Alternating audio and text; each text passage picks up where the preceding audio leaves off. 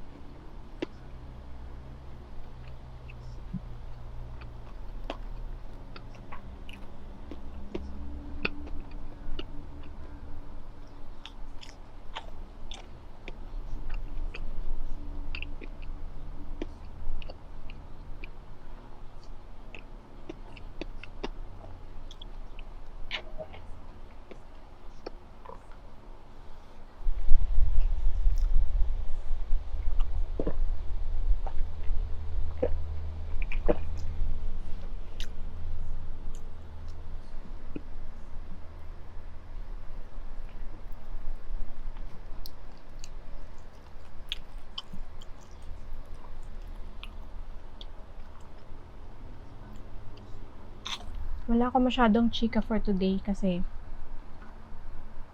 puro lafang lang tayo. Next time na lang ako si chika.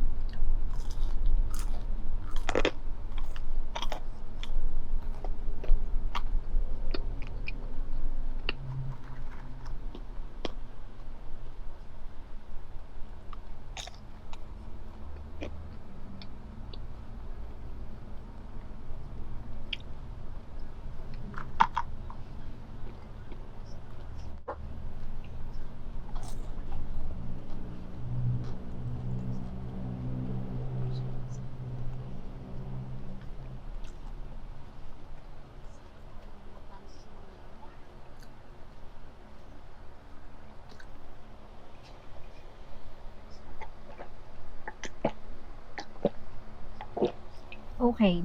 So, hopefully, maganda yung audio ng bagong microphone na binili ko. Actually, this is a shotgun mic. And yung, mag-insert na lang ako ng picture. Yung kanyang brand ay Boya. Nanood ako ng maraming reviews bago ko binili itong microphone na to kasi medyo may kamahalan siya. Pero magaganda naman yung reviews.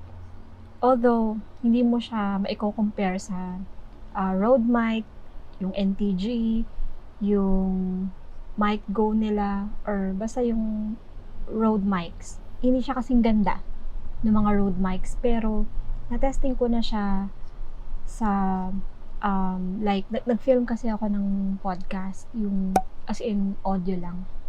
Yun, maganda siya. Walang masyadong background noises. And,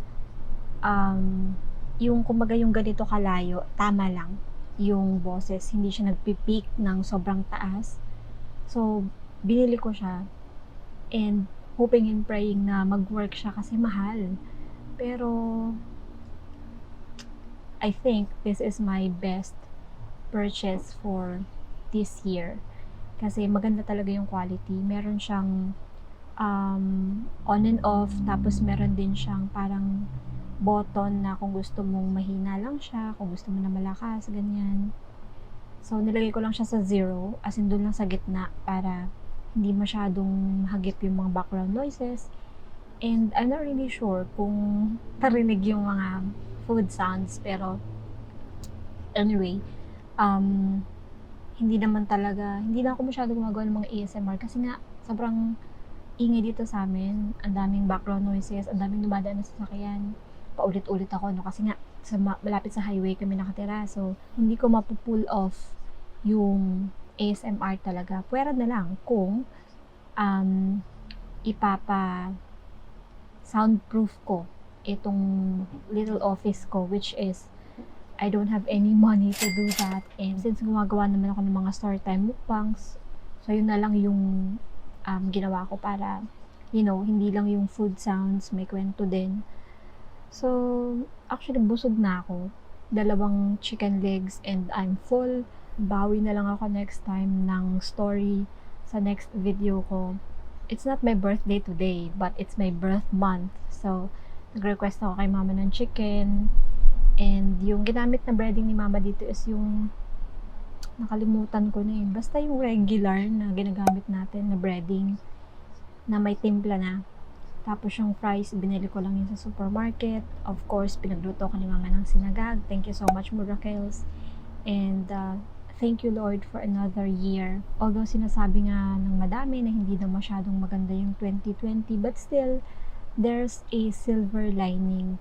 For sure naman, may mga maganda pa rin nangyari. Although, all of us are in quarantine, mapa general community quarantine man yan, or enhanced community quarantine, ECQ, yung iba nga total lockdown talaga, but ang number 1 natin na talagang ipagpapasalamat sa Panginoon is we are alive. We can still, kaya pa rin nating bumangon, hindi agad-agad, but we can still move forward, yung mga nawalan ng trabaho, I pray no na makahanap pa rin ng mga trabaho, and we can still see how beautiful life is. So yeah, that's it for today's video, guys. Thank you so much for watching. I hope all of you are safe, and lahat tayo ay nakakapag-adjust sa ating new normal, quote unquote. But yeah, I hope to see you on my next video. God bless you all. Bye!